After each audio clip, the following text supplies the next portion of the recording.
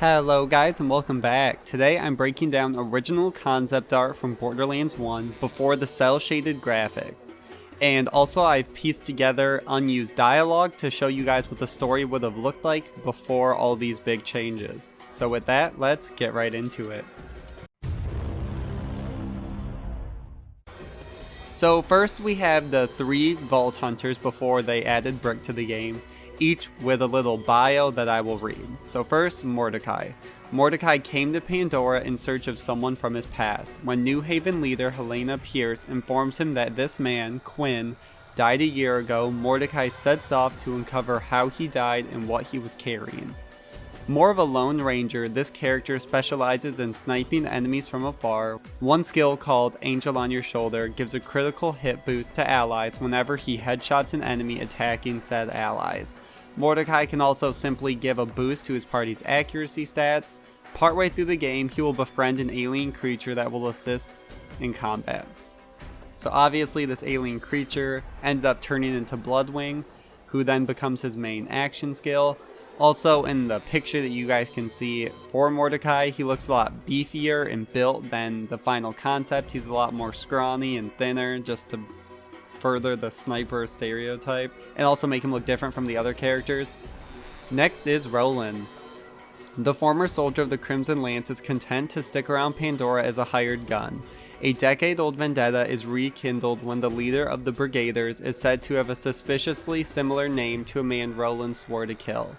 All 3 characters have 3 focus skills with multiple functions that they can cycle through in-game without having to go to a menu screen. Roland's leadership skill, for example, raises experience gained for everyone in the party, while medical can increase health regeneration. If he switches over to support, it will do things like increase weapon damage or ammo regeneration. So obviously, Roland is white, and his design is really similar to the final design of Dr. Zed. So that's probably where they took the idea from. Also, the 3 focus skills got turned into skill trees in the final set of the game. And that's about it. Then we'll go to Lilith. Lilith is one of only 6 sirens in the galaxy, a group of people with ridiculous powers but no way to control them. Gearbox describes her as a mix between Firefly's River and the Matrix's Trinity.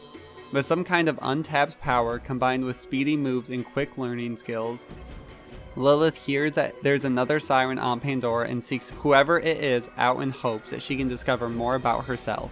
The image on the left shows her in regular form, while the right design means she's ready to kick ass.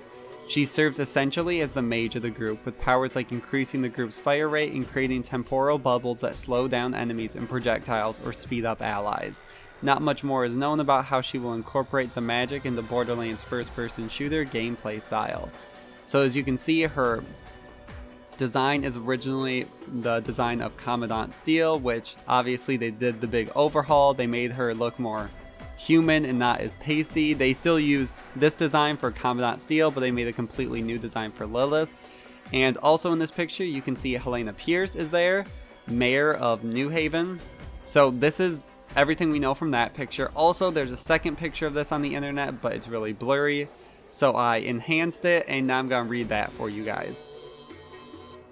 Secrets drawing on those in search of wealth, power, and scientific advancement. The trouble is, the people who discovered it were completely wiped out by some kind of protective force. Only a scattered radio transmission remains, hinting at the vault's majesty, but not its location.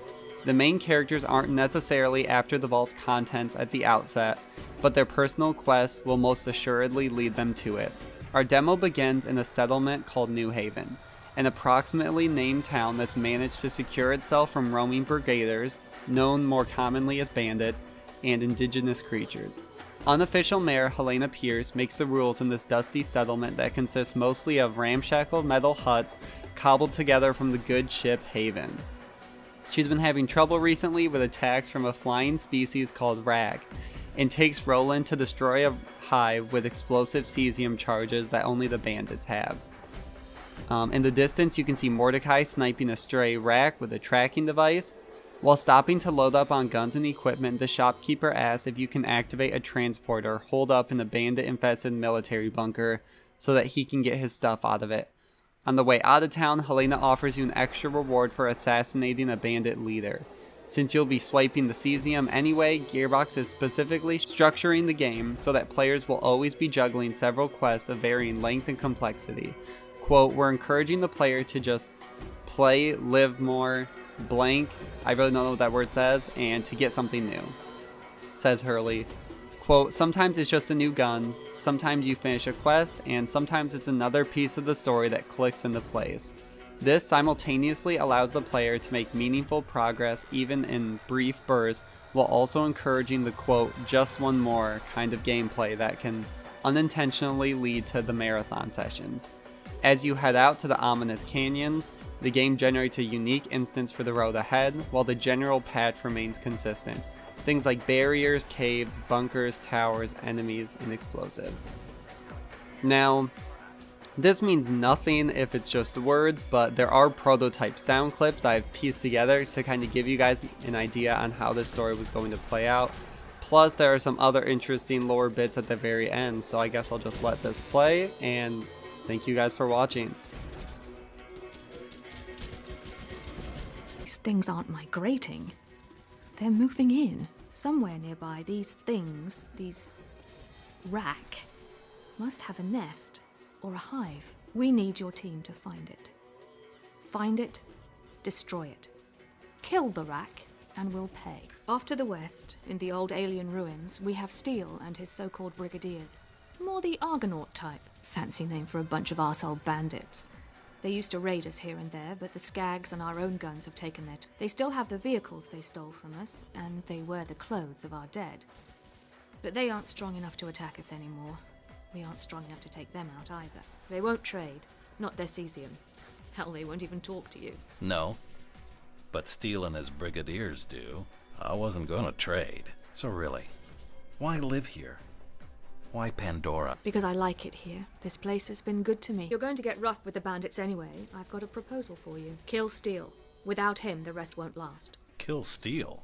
What's the bounty? I'll give you 200. And you can keep his damn shotgun. Well, looky here. We got a new face on Pandora. New body, too. What are you doing here, beautiful? Why, I've come to pilfer your sea charges, Mr. Steele. Are you serious? Sea charges? You're here for my sea charges? There. Oh, I'm very serious, Mr. Steele. I suggest you stand aside. Well, they're in the runner on the far side of camp. They load them all up in the runner, right? I mean, you don't just drive around with sea charges and... Thank you, Mr. Steele. It even matches my boots. Well, shit. And I was hoping we'd be friends. Kill her! You tell him, Steele. Mr. Steele will no longer be bothering you. I only did what had to be done. Not bad. I guess you're due some cash. 200, yes? If I ever need someone dead, I know who to call. You did what paid. So, you not only got the sea charges, but you picked up a runner while you were out. You're a bit of an overachiever, aren't you? Nice shotgun, Chief. That thing for sale? I found the hive. We were wrong. We were so wrong. I have the sea charges, Jake. Tell me where the hive is. Sea charges? That won't be enough. You wasted your time. Tracking dart. We're going to find the hive and burn it. We're playing a little game of follow the leader. It's going to lead us to their nest. Then, we're going to burn it. Is our life. This is how it is. In the Borderlands. Hi, miss. They say you can see through time. That's a bit creepy, ain't it?